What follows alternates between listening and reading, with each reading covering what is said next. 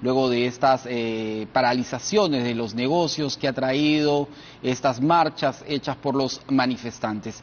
Marchas que también están afectando a varios rubros, a varios sectores de nuestra economía, como es la de la construcción. Y para que nos cuente qué es lo que está sucediendo, también nos acompaña el ingeniero Jorge Zapata, el expresidente de la Cámara Peruana de la Construcción, CAPECO. Recordemos que la actividad constructora se ha mantenido desde que empezó la pandemia, ha sufrido también una pérdida, una paralización debido a la pandemia. Logrando una caída en el 2020 de 13,7% del producto sectorial, justo en el 2020, como les decía, y en el 2021 logró sí una recuperación de más 35,7%. Ingeniero Zapata, cuéntenos qué espera para el 2023. Producto, como le decía, estamos en una ola de manifestaciones y hay una cierta inestabilidad. ¿Qué piensan los empresarios con todo esto? Bueno, en primer lugar, las gracias por la invitación y lamentar lo que está sucediendo en el país, sobre todo por la cantidad de fallecidos que hay, y obviamente nos solidarizamos con las familias que han perdido a sus seres queridos. Lo que esperamos es que esto se estabilice, que la paz y la concordia vuelvan a reinar en el país, que es la única forma de salir adelante. Además, encontramos que las motivaciones para estas protestas ya se ha explicado que no tienen pues realmente una lógica elemental, porque ya se ha pedido, ya se ha autorizado, ya se ha aprobado el adelanto de elecciones. Y obviamente este adelanto de elecciones tiene que cumplir unos cronogramas y unas necesidades. Entrando al tema de la construcción ya en concreto, necesitamos que la construcción también como motor de la economía funcione. Y para eso obviamente el país tiene que estar en paz, tiene que estar con sus vías abiertas, para que haya comunicación y para que haya transporte de materiales e insumos necesarios. Puesto que ustedes han sido golpeados justamente por el tema durante estos 2 años de pandemia que hemos sufrido todos los peruanos. Ha sido este sector también, de alguna forma ha sufrido una pérdida y en los siguientes años, en el 2021 y 2022, han ido avanzando. Y esta paralización significaría un retroceso. Por supuesto, el sector construcción es un sector muy resiliente, a pesar de la gran caída por la paralización de la economía en el 2020 por la pandemia, como bien lo ha señalado. El 2021 hubo un rebote mayor a la caída, ¿no? Lo cual hace que cuando la construcción se pone a trabajar es un importante motor de la economía. Y este año que ha cerrado, el 2022, los números de la construcción también han sido buenos porque ha habido una buena ejecución de obra pública. Los gobiernos locales y gobiernos regionales han ejecutado sus presupuestos no en forma completa, porque ese es un gran problema que tenemos en el país, que normalmente llegamos al 65-67% de ejecución, pero han tenido un mejor desempeño que años anteriores. Y en el lado de la vivienda social también ha habido un buen desempeño, porque han habido colocaciones de subsidios para la vivienda social, para la vivienda de la gente de menores recursos, en números récords, a través del Fondo Mi Vivienda, que ha hecho una buena tarea. Entonces, cuando la construcción... Eso es lo que se ha conseguido en el 2022. Eso es lo que se ha conseguido. Pero ¿qué pasaría ahora que estamos viviendo momentos de convulsión al interior de nuestro país?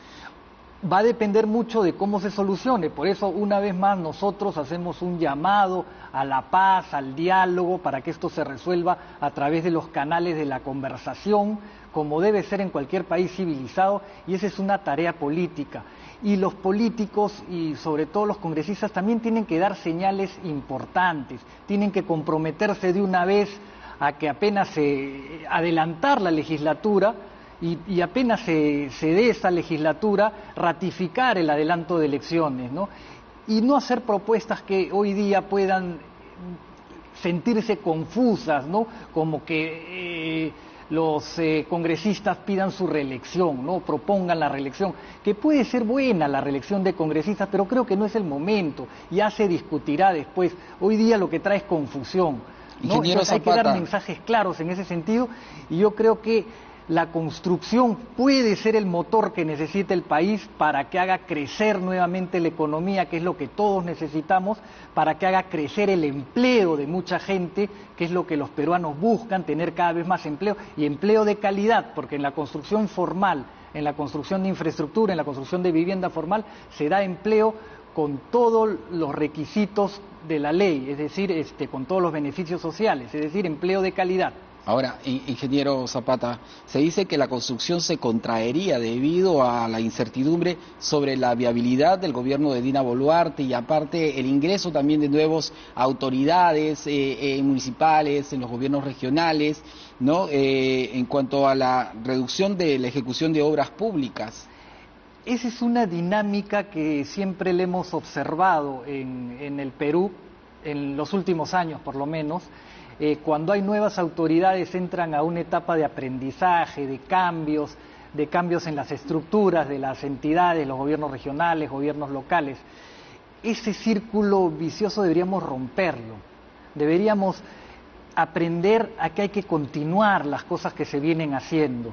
No tratar de descubrir la pólvora en cada gobierno que entra, ¿no? Y darle continuidad a algunos funcionarios importantes que tienen carrera en las instituciones públicas y que ya conocen de los proyectos, de las inversiones que se vienen ejecutando en años anteriores.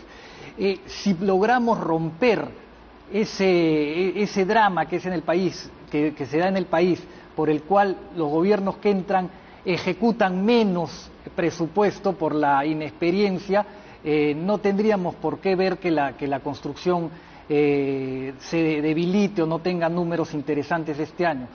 Por el lado de la vivienda también es importante mantener una estabilidad de políticas, los programas que promueve el Fondo Mi Vivienda como Mi Vivienda y Techo Propio, que son muy buenos porque le dan la posibilidad a la gente más necesitada de acceder a una vivienda, hay que fortalecerlos.